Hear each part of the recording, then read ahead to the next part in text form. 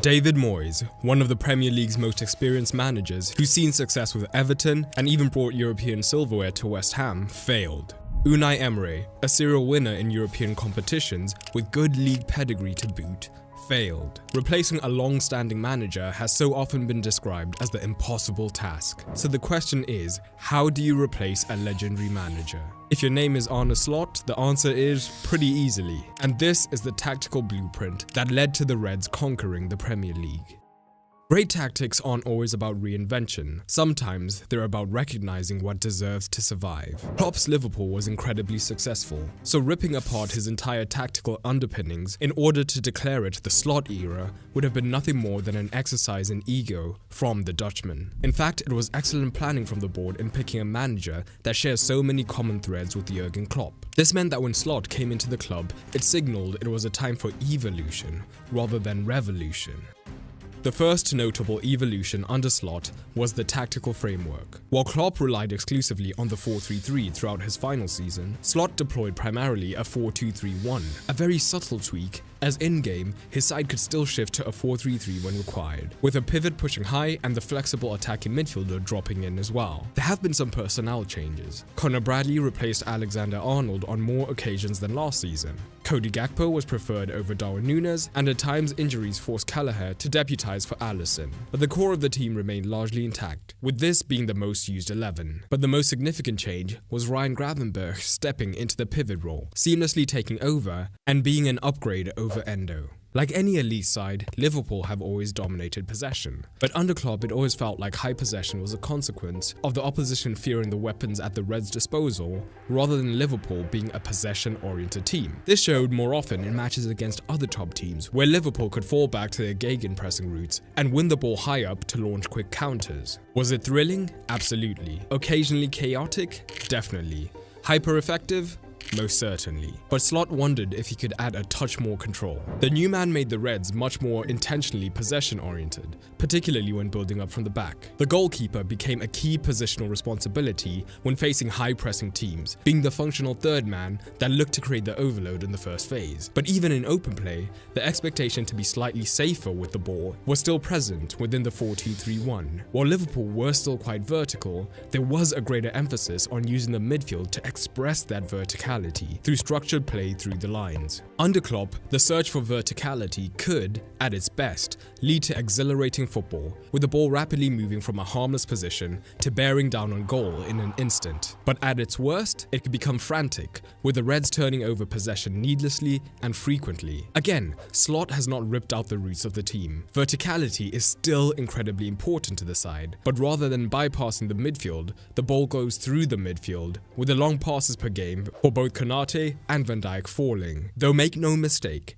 both can still launch the big switch when it's required. But in controlled possession, the Liverpool formation shifts. The most shocking transformation under Slot has been Ryan Gravenberch. The Dutchman has long been considered a talented prospect, but was either seen as a box-to-box number 8 in a 4-3-3 or the more offensive midfielder in a 4-2-3-1 double pivot. But few would have foreseen him becoming the linchpin as a single pivot for an elite side like Liverpool. Slot saw something in him that many others missed, and where in Klopp's final season, he only made a single appearance in the deeper role, all his performances this season came there. And here he excelled, keeping things simple with his passing, not having a particularly high volume or being particularly adventurous compared to his contemporaries. But he was able to withstand any pressure in these crucial zones with simple one-touch passing to get around the press. Where he has always stood out though is his ability to carry the ball at his feet and take on his man during his more offensive days. He still kept shades of this when he was able to get turned and with a couple of touches breeze past his man and get Liverpool up the pitch. But the reality was Gravenberch was now playing a more withdrawn role, so it wouldn't have made sense for him to take as many risks in possession as he used to,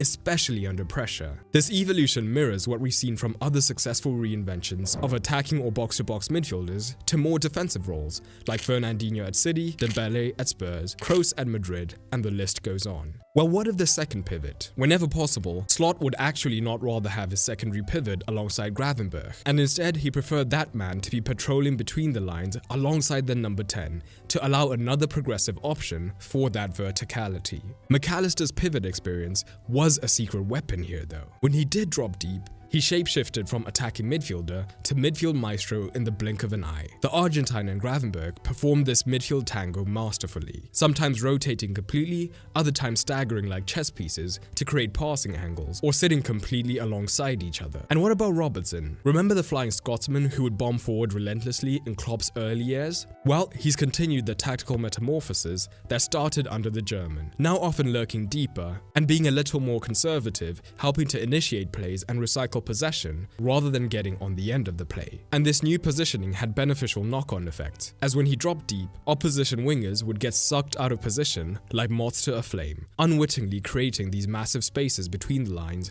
that McAllister exploits with surgical precision. Or, if he can't get the ball there is still the potential isolation created for the tricky left winger. But the real tactical intrigue lies on the other flank. Despite injury setbacks and those swirling contract rumours, Alexander-Arnold was still Slot's go-to right-back throughout the season, ending it with more starts than Bradley. Much like Robertson, it was a continued progression of what we saw during the late-stage Klopp era. More than ever, we saw Trent abandon the traditional fullback positioning to invert into midfield territories early in build-up phases. He essentially became a hybrid right-back midfield playmaker, sometimes operating ahead of Gravenberch, other times alongside him. This is partly facilitated by the fact that Liverpool now generally have more men higher up the pitch, forcing the opposition midfield to drop deeper and deeper. And now, Liverpool's best passer is in the position to have more time and space for those raking quarterback-style passes that make him so unique. Of all the Liverpool midfielders, he is the man entrusted to play the risky passes that break open the game. But flexibility is key for Slot,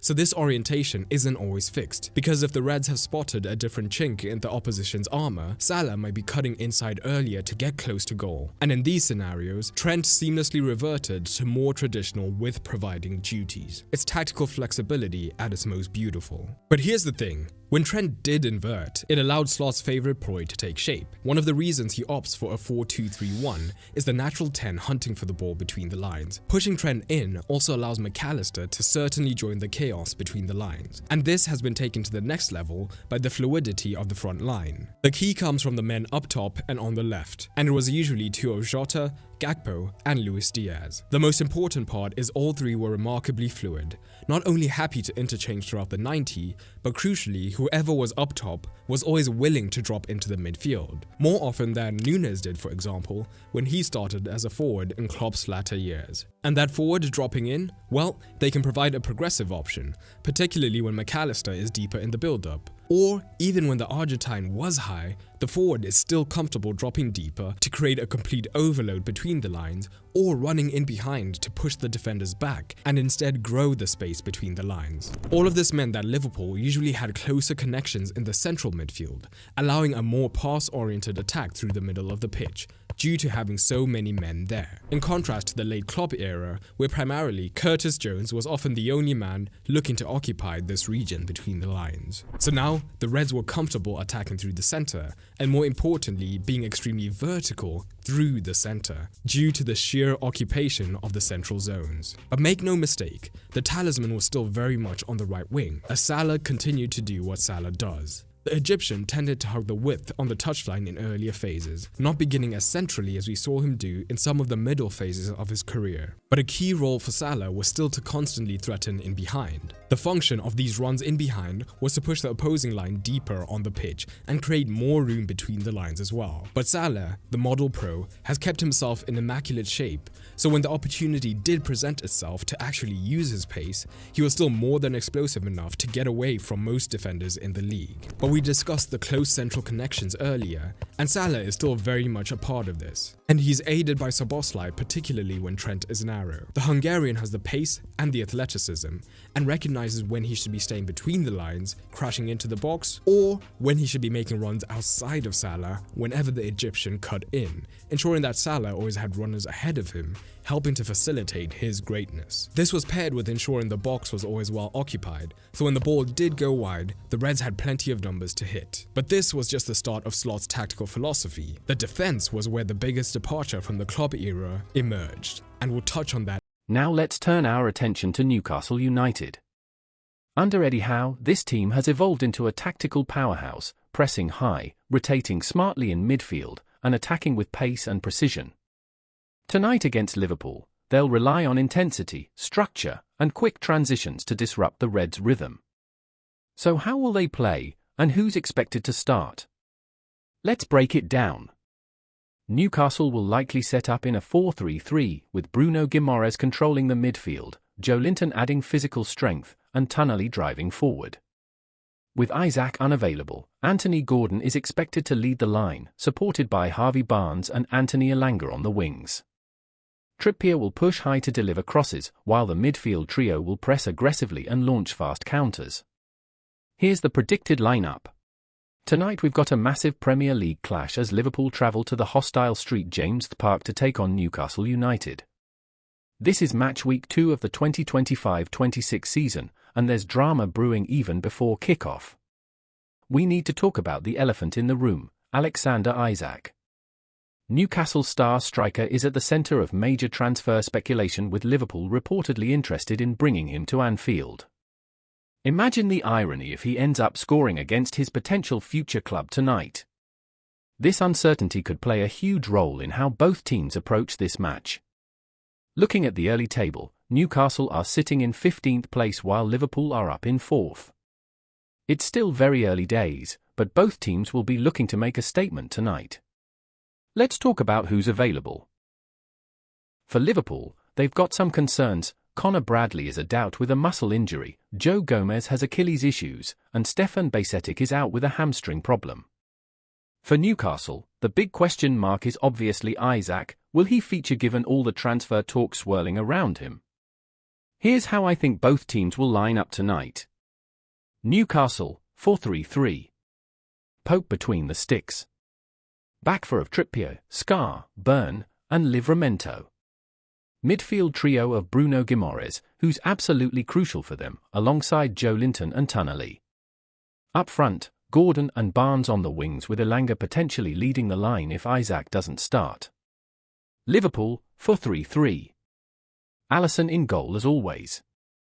Bradley could start at right back if fit, otherwise we might see changes there. Konate partners Van Dijk at centre-back with new signing Kerkez at left-back. In midfield, Szoboszlai, McAllister, and Gravenberch should start. The front three could be Salah on the right, new signing Florian Wirtz centrally, and Gakpo on the left. Though don't be surprised if we see Ekitike get the nod up front. Newcastle's game plan? Eddie Howe will likely set up in that familiar 4-3-3 or possibly a 4-2-3-1. Without Isak potentially available, they'll need to rely more on their wide players. Gordon and Barnes offer real pace and directness. Bruno Guimaraes is the key man in midfield, he's their creative hub and defensive anchor rolled into one. Expect them to look for set pieces and use their physicality, especially at home. Liverpool's approach. Arne Slot has been implementing his style, and we should see that fluid 4-3-3. Salah remains their biggest threat, but the integration of Wirtz could be fascinating to watch. The full-backs will be key in providing width, and Van Dijk's leadership at the back is crucial against Newcastle. That's my full breakdown of tonight's clash. What do you think? Will the Isak situation affect Newcastle? Can Liverpool get their second win of the season? Let me know your predictions in the comments below, smash that like button if this helped you understand the match better, and don't forget to subscribe for more Premier League content. I'll see you after the match for the full reaction and analysis.